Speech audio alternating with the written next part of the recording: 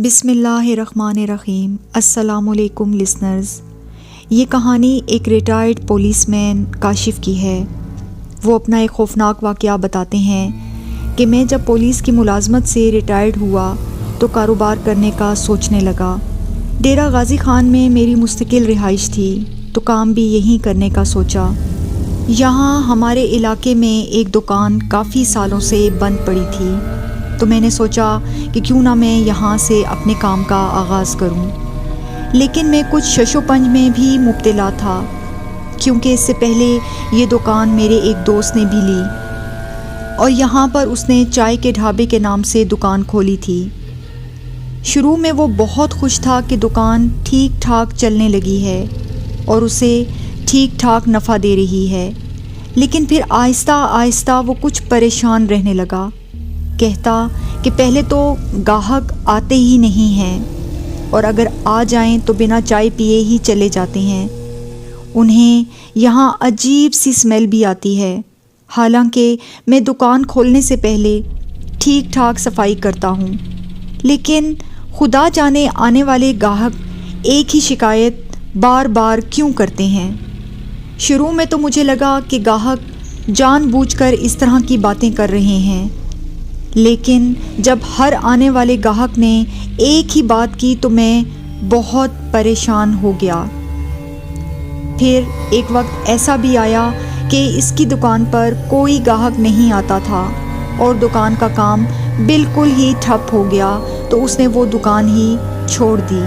اس کے بعد یہ دکان ایک تنور والے نے کھول لی تو وہ بھی کچھ دنوں کے بعد پریشان رہنے لگا کہ کام تو ٹھیک ٹھاک چل رہا ہے لیکن پیسوں کا پتہ ہی نہیں چلتا کہ کدھر جاتے ہیں، کوئی برکت محسوس نہیں ہوتی، بلکہ دن بدن گھاٹا ہی گھاٹا ہو رہا ہے۔ اس کے علاوہ وہ ایک بات کی شکایت کرتا ہوا بھی نظر آیا کہ دکان سے مرے ہوئے جانور کی بو آتی رہتی ہے، اور اس کے علاوہ دکان میں چیزیں بھی گم ہونے لگیں، اور صبح دکان کھولنے پر چیزیں ہر طرف بکھری ہوئی دیکھ کر شدید کوفت کا احساس بڑھ جاتا، حالانکہ وہ سب چیزیں رات کو ہی سمیٹ کر ایک جگہ پر رکھ دیتے تھے، لیکن جب صبح دکان کھولتے تو ہر طرف افراتفری اور چیزوں کا بکھراؤ نظر آتا۔ کچھ دنوں کے بعد اس نے بھی وہ دکان چھوڑ دی۔ اس کے بعد بھی کئی لوگوں نے اس دکان کے حوالے سے اپنی پریشانی کا اظہار کیا اور پھر اس کے بعد اس دکان پر مستقل تالا لگ گیا اور پھر کسی نے بھی اس دکان کو نہ لیا۔ تو آج کل میں اس بند پڑی دکان کو لینے کے بارے میں سنجیدگی سے سوچنے لگا، کیونکہ یہاں کرائے پر دکان کافی مہنگی تھی اور میری پنشن اتنی زیادہ نہیں تھی کہ میں ان کا کرایہ ادا کر سکتا۔ اس لیے میں نے اپنی سہولت دیکھتے ہوئے جب اس دکان کو لینے کی بات کی تو مجھے سب سے پہلے ابا جی نے منع کیا کہ یہ والی دکان مت لو، لیکن میں نے ان کی بات نہیں مانی۔ میں چونکہ پولیس کے محکمے میں ایک کک تھا اور کوکنگ کے شعبے میں کافی مہارت رکھتا تھا، اس لیے میں نے اسی کام کو شروع کرنے کا ارادہ کیا۔ میں نے ابا جی سے کہا کہ آپ کاؤنٹر پر بیٹھیں اور کھانے پکانے کا کام میں خود دیکھ لوں گا۔ ابا جی نے میری بات بہت تسلی کے ساتھ سنی اور مجھے ایک بار پھر ٹوکا کہ تم یہی کام کہیں اور شروع کرو مگر اس دکان پر نہیں، لیکن میں نے ان کی بات کو نہ مانا تو مجبوراً وہ بھی میرے ساتھ اس دکان پر آنے لگے۔ میں نے اس دکان کو کھول کر خود اچھی طرح سے اسے صاف ستھرا کیا اور دھویا، اور پھر وائٹ واش بھی میں نے خود اپنے ہاتھوں سے کیا، اور جب بھی اس دکان میں داخل ہونے لگتا تو یہاں پر اگربتی بھی جلا دیتا۔ پہلے دن ہی مجھے کام کا ایک بہت بڑا آرڈر ملا تو میں بہت خوش ہو گیا۔ اس کے بعد لگاتار مجھے کھانے کے آرڈر ملتے چلے گئے تو میں نے دل ہی دل میں سوچا کہ لوگ تو ویسے ہی اس دکان کے حوالے سے ڈر گئے ہیں۔ ایک ماہ کے اندر ہی میرا کام اتنا بڑھ گیا کہ میں نے اپنے ساتھ 2 لڑکے اور رکھ لیے۔ ہم وہاں شادی بیاہ، عقیقہ اور دیگر تقریبات کا کھانا تو بناتے ہی تھے، لیکن اس کے ساتھ ساتھ میں نے پلاؤ، برگر، سموسہ چاٹ، پکوڑے، چپلی کباب بھی بیچنا شروع کر دیا،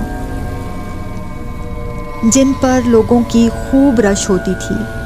کام بہت اچھے سے چل پڑا اور ہم سبھی بہت خوش تھے، تو میں نے اپنے ورکر کی تنخواہیں بھی آہستہ آہستہ بڑھا دیں۔ لیکن پھر کچھ عجیب سی باتیں مشاہدے میں آئیں کہ دکان میں آتے ہی ہم سب کے سر درد کرنے لگتے۔ کبھی چیزیں خود ہی گر جاتیں، کبھی چیزوں میں نمک تیز ہو جاتا اور کبھی پکا ہوا کھانا باسی ہو جاتا اور اس میں سے شدید بو آنے لگتی۔ میں حیران تھا کہ یہ کھانا تو ابھی ابھی بنایا، پھر اس میں سے عجیب سی بو کیوں آنا شروع ہو گئی ہے۔ اس کے ساتھ ساتھ میری بچت نہ ہونے کے برابر ہو گئی۔ روز روز ان مسائل پر تو ہم سبھی بہت پریشان رہنے لگے۔ میں دن بدن ان مسائل پر شدید چڑچڑا ہونے لگا اور اپنے ورکرز کو خوب ڈانٹ ڈپٹ کرنے لگا کہ وہ کام دھیان سے نہیں کرتے۔ پیسوں کے حوالے سے بھی الگ پریشانی رہنے لگی اور پھر آہستہ آہستہ ہم میں سے کوئی نہ کوئی بیمار بھی رہنے لگا۔ کچھ مہینوں تک یہ سلسلہ چلتا رہا، پھر اچانک ایک نئی افتاد میرے سامنے آن کھڑی ہوئی کہ میرے ورکرز نے کام کرنا چھوڑ دیا اور بغیر بتائے وہ یہاں سے چل دیے، تو میں بے حد پریشان ہو گیا۔ اب بس دکان پر میں اور ابا جی ہی رہ گئے تھے۔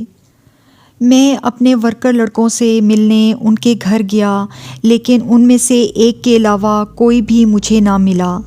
لیکن حیرت تو مجھے تب ہوئی جب اس نے بھی مجھ سے ملنے سے انکار کر دیا۔ تو میں نے اس کے والد سے بات کی کہ آخر وہ ایسا کیوں کر رہا ہے، تو اس کے والد نے کہا کہ یہ تو آپ اسی سے پوچھیں۔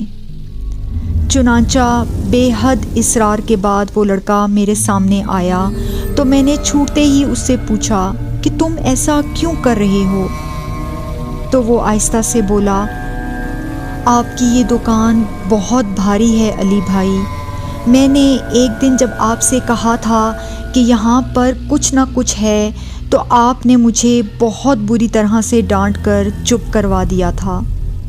میں رات کو یہاں پر نہیں سونا چاہتا تھا، لیکن آپ کے حکم کو ٹال نہیں سکتا تھا، اس لیے میں نے یہ جاب ہی چھوڑ دی، کیونکہ جب ایک رات میں اس دکان پر سارا کام سمیٹ کر شٹر گرا کر لیٹ گیا، تو اچانک ایک عجیب گندی سی بو سے میری آنکھ رات کو کھل گئی۔ تو میں نے دیکھا کہ ایک بہت لمبا سا آدمی جس کا منہ جلا ہوا تھا میرے سامنے آ کر کھڑا ہو گیا اور مجھے خون خوار نظروں سے دیکھتے ہوئے بولا کہ اگر اپنی جان بچانا چاہتے ہو تو آئندہ اس دکان پر رات کو یہاں مت سونا۔ میں ڈرتے ڈرتے اس کی طرف دیکھ ہی رہا تھا کہ اچانک اس کے بچے اور ایک عورت جو انتہائی خوفناک شکل کی تھی میرے قریب ہی نمودار ہو گئے، اور پھر ان سب لوگوں نے مجھے اپنے گھیرے میں لے لیا۔ میں کبھی ایک کی شکل دیکھتا اور کبھی دوسرے کی۔ پھر اس لمبے آدمی نے میرا گلا پکڑا اور چیخ کر بولا، اپنے مالک سے کہو کہ یہ دکان جلد از جلد خالی کر دے۔ یہ دکان میری ہے اور میرے بیوی بچے یہاں رہتے ہیں۔ اس کے بعد انہوں نے مجھے بہت مارا اور میں بے ہوش ہو گیا۔ لیکن جب میں نے آپ کو اس صورتحال کے بارے میں بتایا تو آپ نے میری بات پر یقین نہ کیا اور مجھے ڈانٹنے لگے، تو مجھے یہی بہتر لگا کہ میں اپنی جان بچا کر یہاں سے چلا ہی جاؤں، کیونکہ روز روز نہ تو میں آپ کو سمجھا سکتا تھا اور نہ ہی میں اس دکان میں سو سکتا تھا۔ اجمل کی یہ ساری باتیں سننے کے بعد میں بہت زیادہ پریشان ہو گیا کہ میں نے تو اپنی ساری جمع پونجی اس دکان پر لگا دی ہے، اب تو کوئی دکان کرائے پر بھی نہیں لے سکتا کہ میرے پاس تو اتنا سرمایہ ہی نہیں ہے۔ پھر میں نے ایک عامل سے بات کی، انہیں سارا ماجرا کہہ سنایا۔ چنانچہ اگلی رات ہی میں اور عامل اس دکان پر پہنچ گئے۔ کہ آخر دیکھیں کہ یہ سب سچ ہے یا میرا ورکر اجمل جھوٹ بول رہا ہے۔ رات کے تقریباً 1 بجے کا ٹائم ہوگا کہ اچانک دکان میں ایک عجیب سی بو آنا شروع ہو گئی اور چیزیں اپنی جگہ سے ہلنے لگیں۔ اس کے بعد دکان کی لائٹ بھی جلنے بجھنے لگی تو عامل ایک دم سے چونک گیا۔ انہوں نے اپنے ہاتھ میں پکڑی ہوئی تسبیح کو زور زور سے پڑھنا شروع کر دیا۔ تبھی وہاں پر ایک جن اور اس کی 2 خوفناک شکل کے بچے اور بیوی حاضر ہو گئے۔ پوری دکان میں سیاہ سا دھواں بھر گیا اور آنکھیں جلنے لگیں اور دم گھٹنے لگا۔ دکان کا ٹمپریچر ایک دم سے گر گیا اور شدید سردی محسوس ہونے لگی۔ میں نے اپنی زندگی میں پہلی بار اس ہوائی مخلوق کو اپنے سامنے دیکھا تو میرا جسم کپ کپانے لگا اور دانت بجنے لگے۔ وہ سب چپ چاپ ہمیں انتہائی غصیلی نظروں سے دیکھ رہے تھے اور پھر دیکھتے ہی دیکھتے انہوں نے ہم دونوں پر حملہ کیا اور اتنے زور سے دھکا دیا کہ ہم زمین پر جا گرے۔ پھر وہ گرج کر عامل سے بولے کہ جو تو پڑھ رہا ہے اسے فوراً بند کر، نہیں تو ہم تجھے جلا کر راکھ کر دیں گے۔ لیکن عامل نے پڑھائی نہ چھوڑی، وہ مسلسل آنکھیں بند کر کے تسبیح پر پڑھتے رہے۔ اب جنات کے حملے ان پر جاری تھے اور میں یہ سارا منظر اپنی آنکھوں سے دیکھ رہا تھا اور میرے رونگٹے کھڑے ہو رہے تھے۔ اس سے پہلے کہ وہ مجھ پر حملہ کر کے مجھے بھی نقصان پہنچاتے، عامل نے اپنی آنکھیں کھولیں اور فوراً مجھ پر پانی چھڑکا اور پھر ان کی طرف دیکھتے ہوئے بولے کہ خبردار جو اس بے گناہ لڑکے کو کوئی نقصان پہنچایا، کیوں ایک رزق حلال کمانے والے کو تکلیف دیتے ہو؟ اس نے تمہارا کیا بگاڑا ہے؟ تو وہ گرج کر بولے کہ یہ ہماری جگہ ہے۔ تو عامل بھی اتنا ہی گرج کر غصے سے بولے کہ تم لوگوں کا یہ ٹھکانہ نہیں ہے، تمہارا ٹھکانہ پہاڑوں پر ہے یا بیابانوں میں ہوتا ہے۔ انسانی بستی میں آ کر ان کی جگہ پر قبضہ کر کے پھر انہیں تکلیف دینے کا تمہیں کوئی حق نہیں ہے۔ بہتر ہے کہ یہاں سے چلے جاؤ ورنہ میرے ہاتھوں تم لوگ بہت نقصان اٹھاؤ گے۔ میں تمہیں صرف تمہارے بچوں کی وجہ سے جانے کا موقع دے رہا ہوں، ورنہ تم مجھے اچھے سے جانتے ہو کہ میں کیا کر سکتا ہوں۔ لیکن انہوں نے عامل کو جواب دینے کی بجائے اس پر حملہ کر دیا۔ یہ حملہ اتنا جان لیوا تھا کہ عامل کے سارے کپڑے خون سے بھر گئے، یہاں تک کہ میری دکان بھی پوری خون سے بھرنے لگی۔ دیواروں پر جگہ جگہ خون کی چھینٹیں اور بو ناقابل برداشت ہو گئی۔ تو میں یہ منظر زیادہ دیر تک برداشت نہ کر سکا اور بے ہوش ہو گیا۔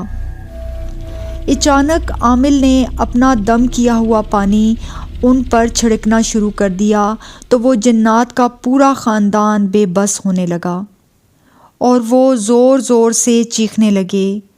وہ اتنی خوفناک آوازیں نکالنے لگے کہ نیم بے ہوشی میں ہونے کے باوجود میرے جسم کو خوف سے جھٹکے لگ رہے تھے۔ اچانک وہ جنات زمین پر گر کر تڑپے اور لوٹ پوٹ ہونے لگے۔ عامل صاحب نے ایک کانچ کی بوتل کھولی اور زمین پر رکھ دی اور بیگ سے مٹی اور عربی زبان میں لکھی ایک کتاب کو کھولا اور زور زور سے پڑھنے لگے۔ پھر وہ کانچ کی بوتل نیچے رکھ کر پھونک مارتے رہے۔ اچانک اس بوتل میں سیاہ دھواں بھرنے لگا تو عامل نے بوتل بند کر دی اور اس بوتل کو ایک تھیلے میں رکھا اور اس پر مٹی ڈال دی۔